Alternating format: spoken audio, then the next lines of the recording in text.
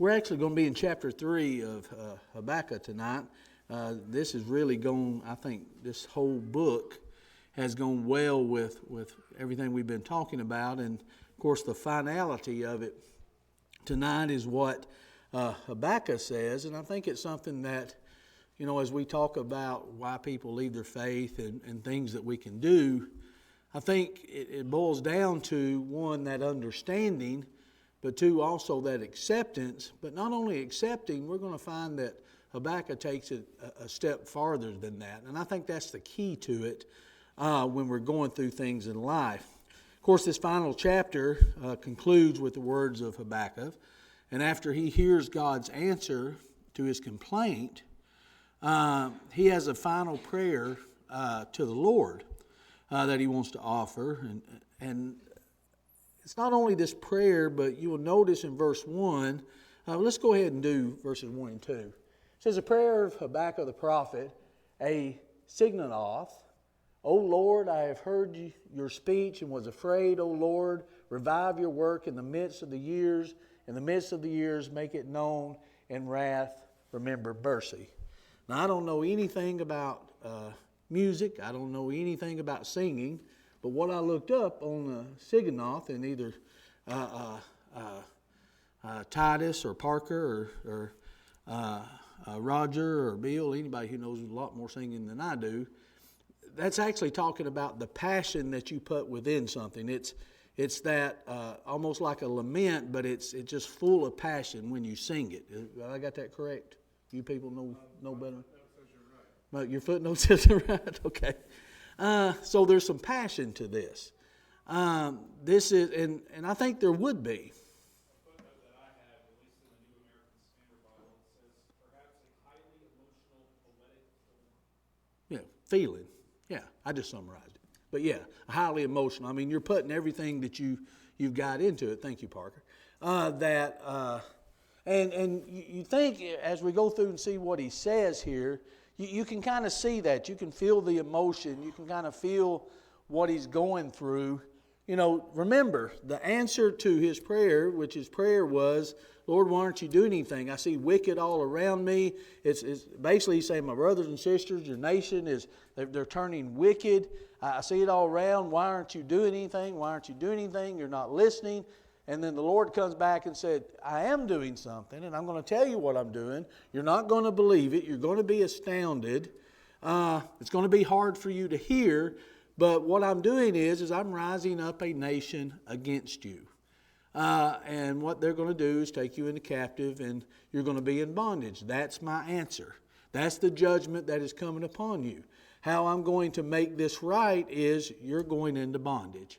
And he didn't want to hear that. He didn't understand that. He couldn't comprehend that. And just like we were talking about, you know, as we pray for our country today, as we see trials and we're going through troubles and it doesn't seem like it's getting any better, we seem like we're praying, we're on the verge of maybe even leaving our faith because we don't see anything happening. The world just keeps getting wicked and wicked and wicked. And then what if we find out God's answer is, I'm going to rise up a nation against you and you're going into bondage? How would we feel about that? You know, this nation over here is coming, and you're no longer going to be a superpower that you think you are. You're not going to be this great thing that you think you are. You're not going to live in luxury. You're not going to have excess, and you're not going to be able to do all the things that you used to take for granted. You're not going to be able to do those no more. That's God's answer. How would we take that? And we're going to see what Habakkuk's answer is to this. Again, as we look in verse 2, he says, O Lord, I heard your speech and was afraid. O Lord, revive your work in the midst of the years. In the midst of the years, make it known. In wrath, remember mercy. Habakkuk begins his prayer by thinking about the past. Habakkuk remembers the works that God's done in the past. He knows God's character. He knows the stories of God's powerful hand. He wants God's mighty hand to move again. In other words, he's saying, won't you do it again? You've revived before. You've shown mercy before. Why don't you show it now? As he says, in wrath, remember mercy. How God delivered people before and how he can deliver them again. And God showed mercy to his people in the past. And now he can show mercy again. That's what he's wanting. He's asking God to remember mercy as he brings his wrath and judgment on the nation. And now that's all he can do, isn't it? All he can do now, okay, God, this is what you've decided to do. You've done it once before. Can you show mercy? Can you, in your wrath, can you show mercy? But let me ask you, in this wrath, in this judgment, can there be mercy in this? Is there mercy in what he's doing? Could it be worse than what it is? Is there mercy here and then Habakkuk is just not seeing it? See, it's hard to, it's still hard to be able to say, because all we see, now we're getting what God is saying, we see it. You know, Habakkuk is hearing it here. He's got God's answer, but he's still only seeing what's right in front. So his rational mind, all he's got left is, okay, you are doing something. Can that something be mercy? Instead of wrath, can it be mercy? Can you show some compassion here? Can you show some mercy? That's all he's got left. And I think that's the right thing to do now, because there's nothing else left to say, and that's what he's fallen back on. But then you look at verse 3 through verse 15. It's rather lengthy, but we're going to read it and talk about several things with it. But notice what he changes and changes to. He goes from asking God, can't you do mercy like you've always done? Then he starts talking about God's great work. He starts going back to the past. Since he's thinking about what God has done before, he started thinking about that, and that's what he's talking to God about. And he's very passionate about the power of God and how God has shown his power throughout the ages up to this point. He says, God came to man, the Holy One from Mount Paran, Selah. His glory covered the heavens, and the earth was full of his praise. His brightness was like the light. He had rays flashing from his hand, and there his power was hidden. Before him went pestilence, and fever followed at his feet.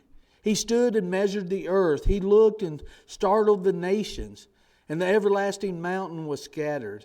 The perpetual hills bowed. His ways are everlasting. I saw the tents of Cushan in affliction. The curtains of the land of Midian trembled. O Lord, were you displeased with the rivers? Was your anger against the rivers? Was your wrath against the sea?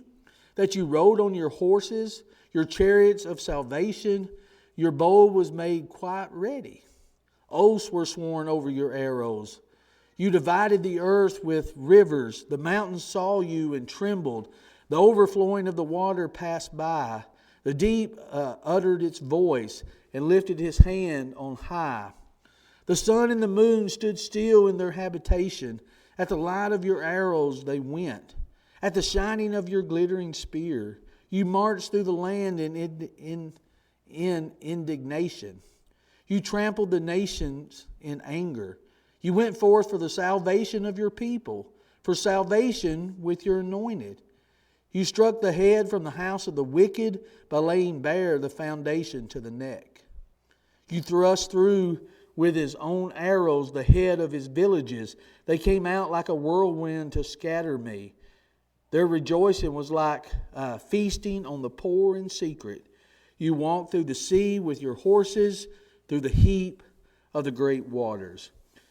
Now he begins describing here. He's describing the powerful appearances of God throughout. He recalls God's powerful appearing in Exodus.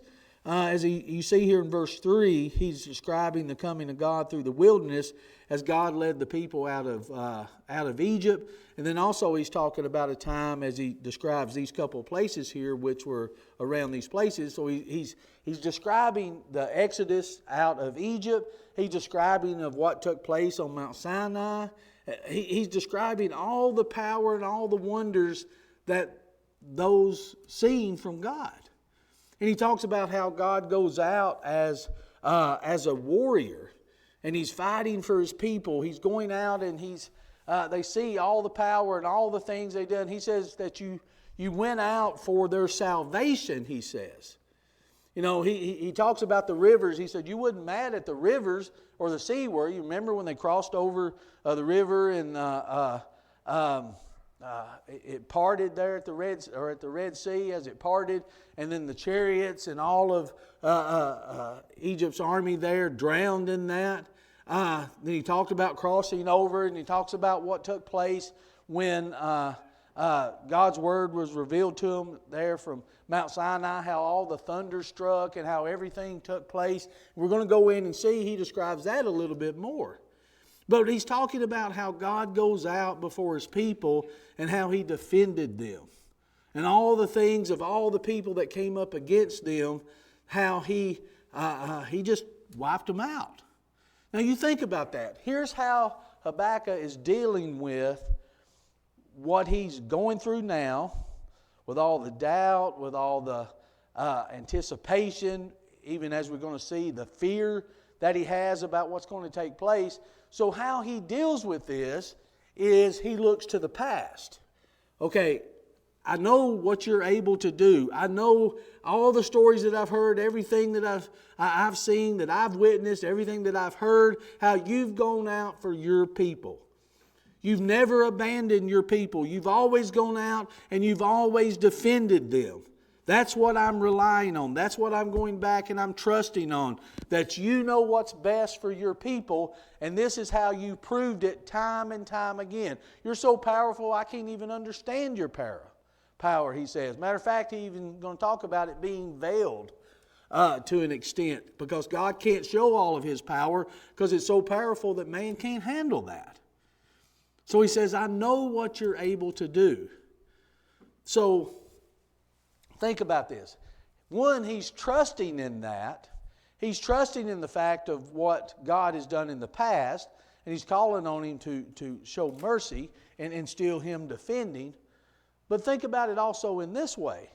Knowing what God is able to do, but God chooses to do this.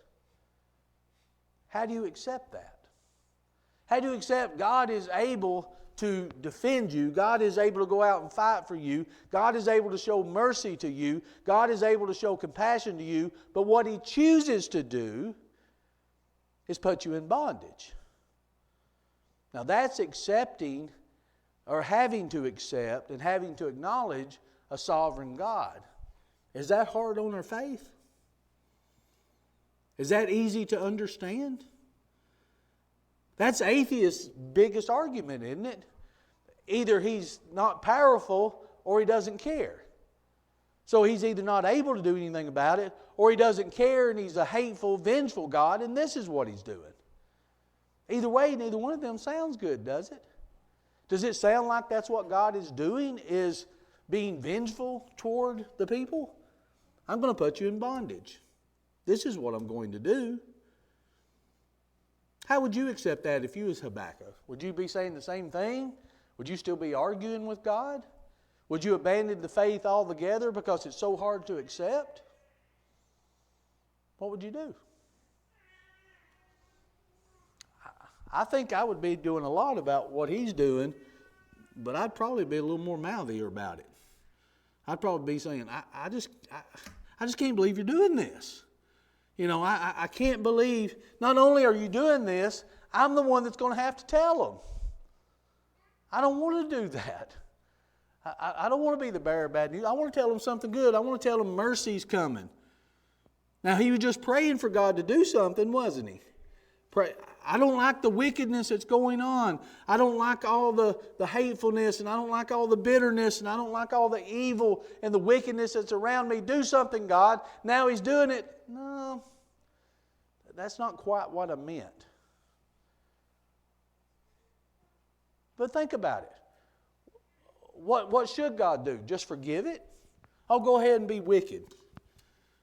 I mean, do you think at this point a good slap on the wrist is going to work? Do we think just a stern talking to, give them a time out, you can't leave over here for a while, just give them a little time out? I mean, look at the point they've got. They've got to the point where Habakkuk is crying out, do something. So God is doing it.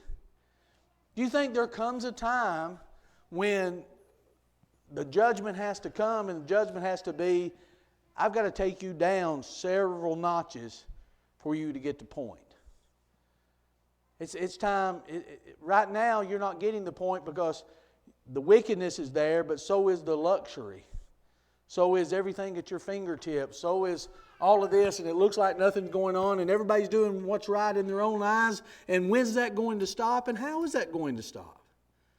I mean, really put this in real time today. What would it take for this nation to truly turn back to God? What would it take? How far have we got to where what would it take now? It's almost scary to think about, isn't it? Because it may take, it's almost like a kid. Sometimes the best way to get through to a child is take things away from them. You don't have access to anything anymore. Sometimes that works, doesn't it? Sometimes that's what it takes. Look, when you think about this image that he's doing, look in Deuteronomy 33:2. The Lord came from Sinai and dawned on them from Seir. He shone forth from Mount Paran, and he came with 10,000 of his saints. From his right hand came a fiery law for them. He's talking about this power that took place. Now, when you look at some of this doesn't make sense because he says that when he speaks of his majesty there from verse 3 through 8, it says his brightness was like the light, rays flashed from his hands, and there he veiled his power. So you think about that all took place there on Mount Sinai, this wonder that they saw, but they only saw just a little peek of God. So what Habakkuk is saying is, I know what your power is. You're so powerful you can't reveal it all. That's why I'm having such a hard time with this, is I know what you can do, but again, maybe Habakkuk's not thinking like he should. He's thinking more on God's part than he is on the people's part. On God's part, he's thinking, this is how powerful you are. You should be able to fix this and fix this the way I think it should be. But you notice, does Habakkuk ever give him anything saying, God, won't you do it this way? He never came to God in the beginning and said, I think this is what needs to happen. He just seen how awful it was and went crying to God. And now God tells him, this is what I'm going to do. And he knows all the power. He's heard the stories. He's seen the work. He's seen all of this majesty. And yet, now this is what God chooses to do. So he's only thinking on God's side, you're that powerful. So punishment is what you're saying? Judgment? Instead of looking on the people's part and saying, maybe this is exactly what they need. And evidently it is, or God wouldn't be doing it.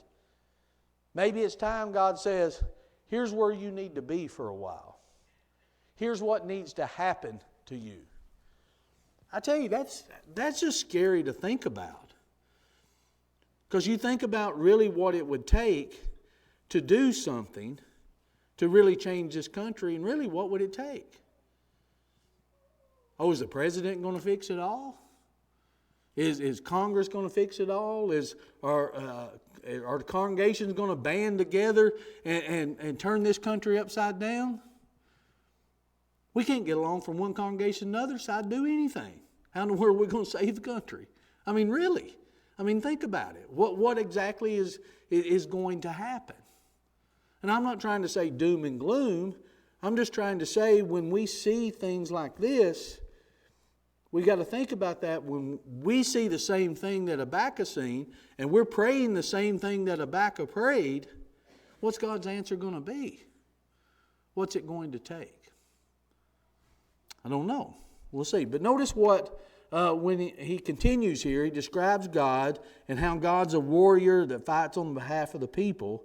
God went before his people as a warrior against the oppressors. That's what he's relying on. I know that God always has my best interest in mind. I know that God can do this.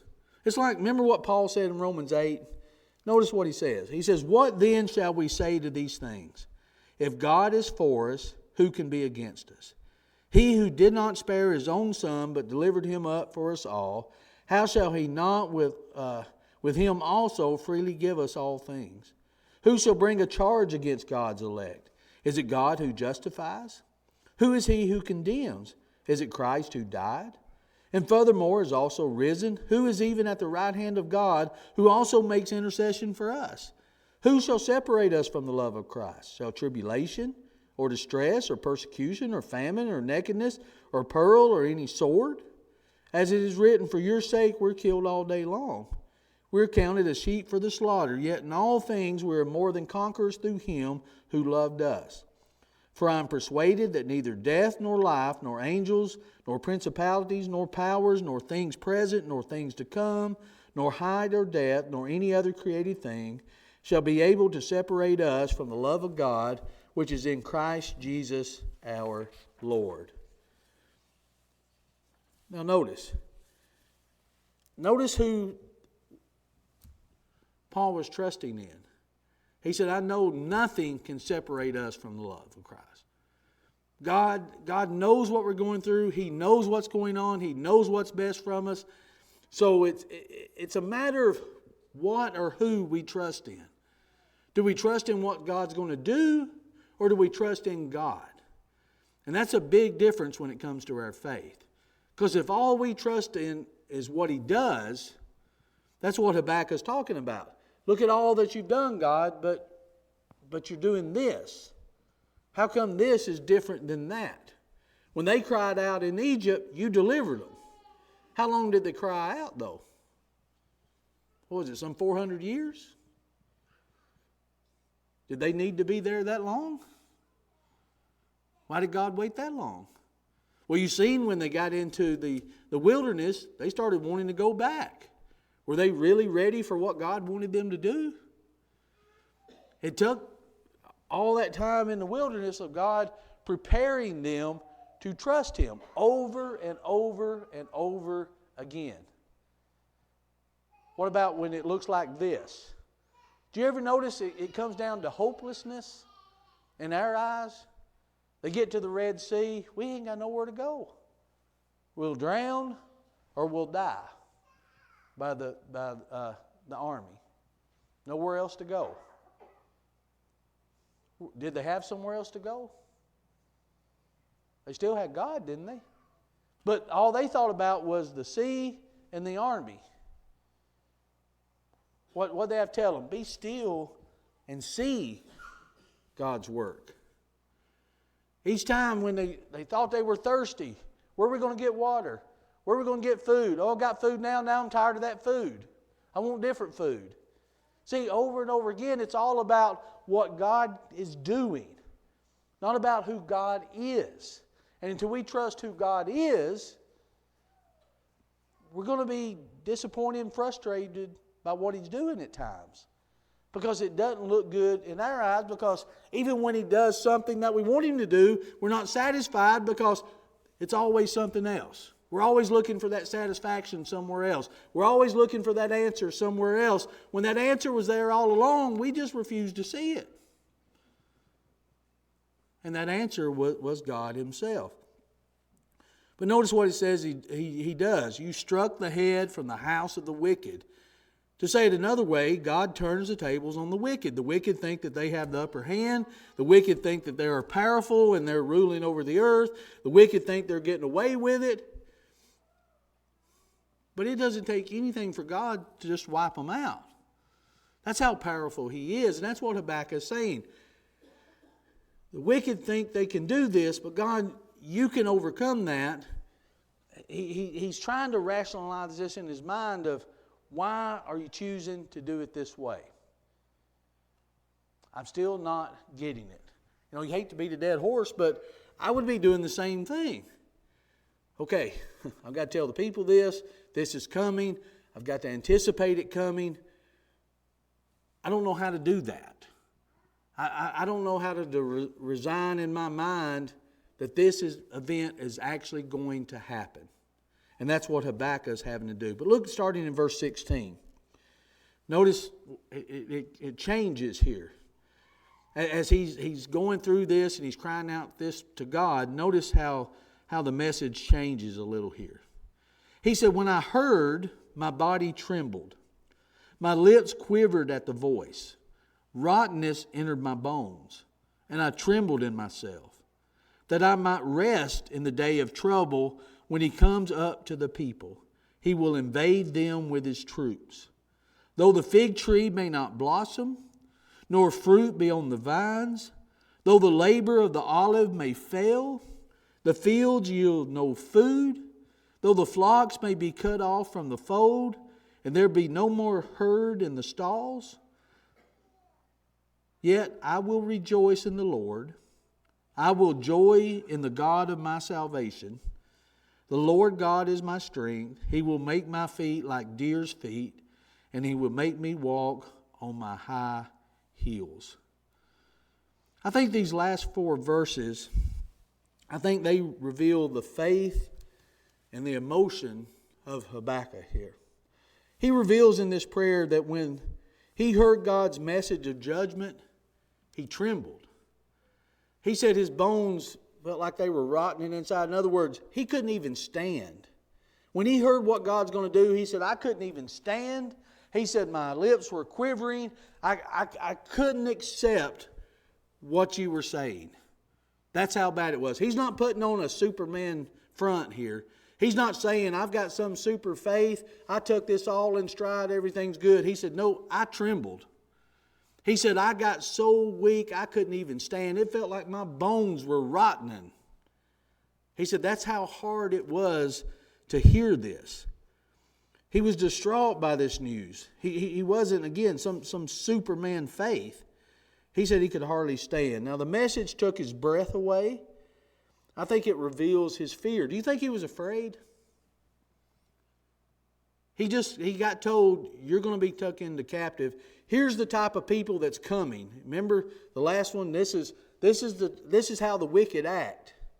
This is who's coming for you. You think he was afraid? I would be. I'd be afraid for me. I'd be afraid for my family.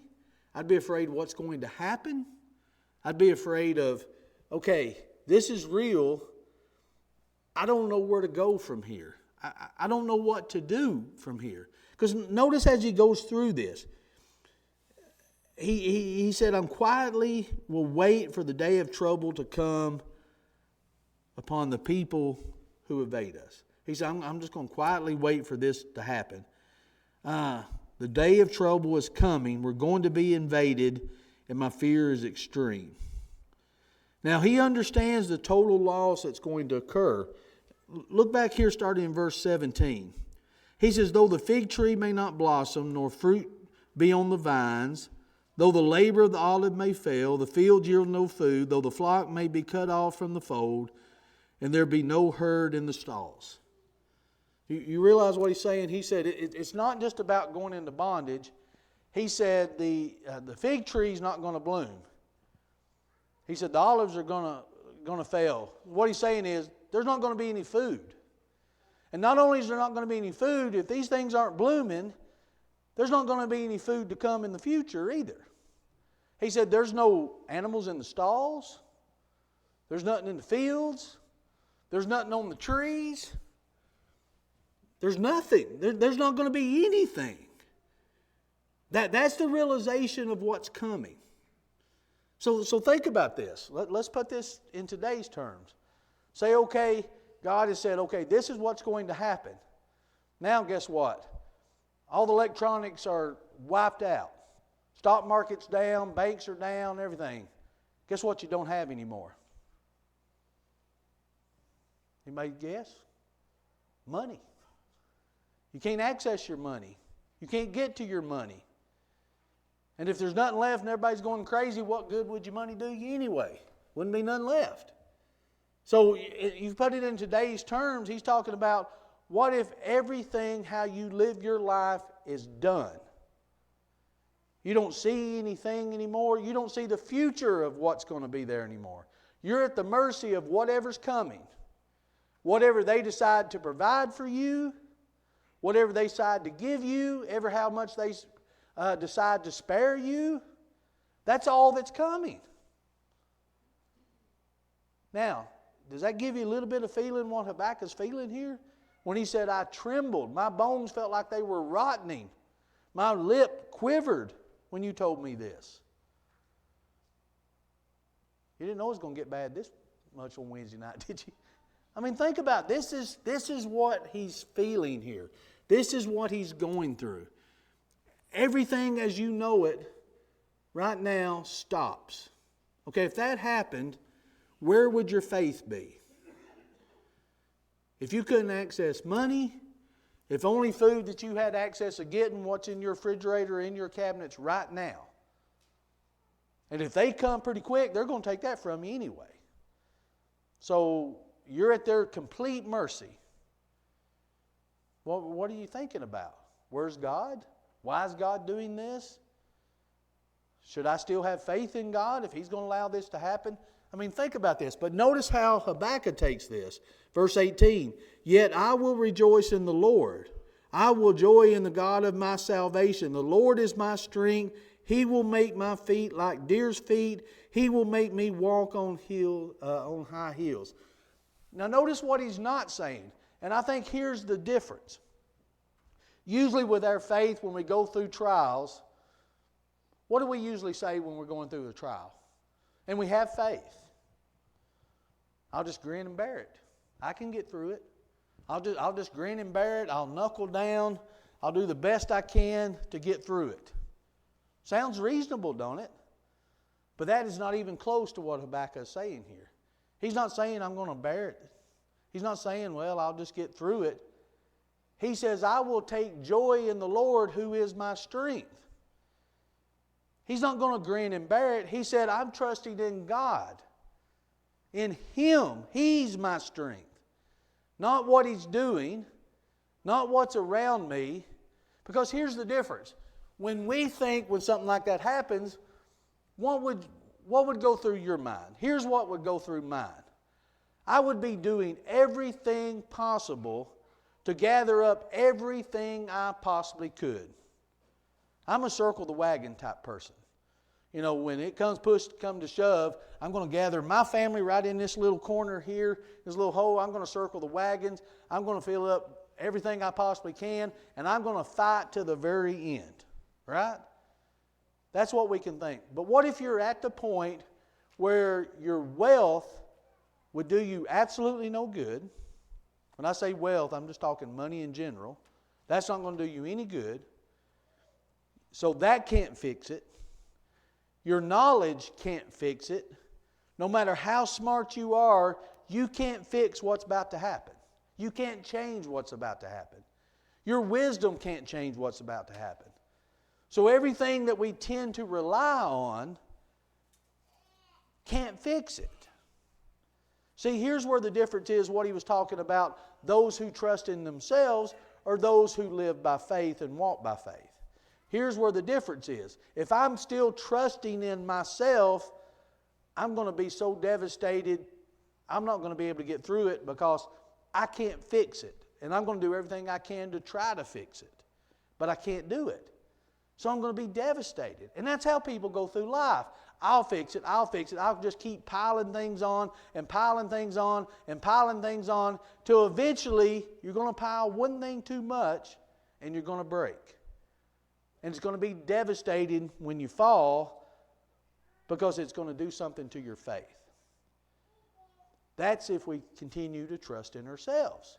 And that's the whole point. That's the whole point of everything when we talk about religious deconstruction. Individuals are trusting in themselves. They come across something they don't understand. They come across something they can't accept. They're trying to reason it out in their own mind. They think, well, I can fix my own troubles. I can do this. And before you know it, they part ways with God. But those who walk by faith trust in God, not in the things, and not in the things in which they think God should do. That's what Habakkuk did. He was honest and he said, I trembled. I quaked in my shoes. My lips quivered. I couldn't accept what you were saying. I'm afraid. I'm just waiting on this to happen. But I'm going to take joy in the Lord. He's my strength. And I'm not only going to bear through it, he said He will make my feet like deer's feet. And He will make me walk on high hills. I'm not just going to grit my teeth and bear it. I'm going to trust in Him and rejoice in Him more as these things are happening. Because if I walk by faith, what's happening to me doesn't matter. What happens is what's to come. So when it all boils down to it, does it really matter? Is it really that devastating? How long does this life last? How long does eternity last? See, it's hard for us to really think on terms like that until we're actually faced with something so devastating, we don't have anything left to fix it. I think that's when our true faith shows, or a lack of faith shows. That's the time when we jump out of the boat, isn't it? When that happens, that's what we do. We jump out of the boat and we walk by faith. Because that's the only thing we can do. And we can't take our eye off of Him. That's what Peter had to learn. Peter was always trusting in himself. He had to trust in the Lord. He had enough faith to get out of the boat. He didn't have enough faith to keep it going.